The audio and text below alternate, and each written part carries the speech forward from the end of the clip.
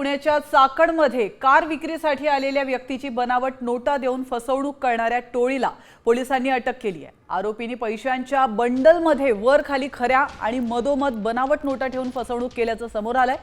यावेळी पोलिसांनी गणेश ठाकरे आणि समीर महल्ले यांच्याकडून 42 लाखांच्या बनावट नोटा, कार तसंच इतर साहित्य जप्त केलंय।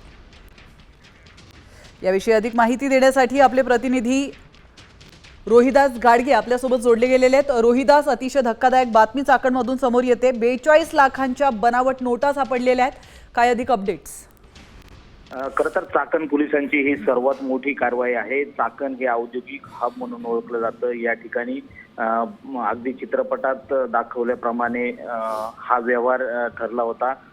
कारची खरेदी झाली आणि जे कारच्या खरेदीची रक्कम आहे ती रक्कम देताना वरच्या आणि खालच्या बाजूला ओरिजिनल नोटा ठेवून आतमध्ये खेळण्याच्या नोटा भरून हा सगळा व्यवहार पूर्ण झाला। मात्र कार चालकाला ही बाब काहीच वेळात लक्षात आल्यानंतर चाकण पोलिसांच्या मदतीने अवघ्या 2 तासामध्ये या आरोपींपर्यंत पोहोचण्याचा प्रयत्न झाला आणि आरोपी गजाआड झाले। मात्र ज्या पद्धतीने जी फसवणूक झाली ही फसवणूक आणि आरोपींकडे सापडणारे बनावट नोटांचं हे मोठं रॅकेट चाकण परिसरामध्ये आहे। त्यामुळे पुढच्या काळामध्ये नक्कीच रोहिदास, धन्यवाद तुम्ही दिलेल्या महत्त्वपूर्ण माहितीबद्दल। पुण्यामध्ये 42 लाखांच्या बनावट नोटा जप्त करण्यात आल्या।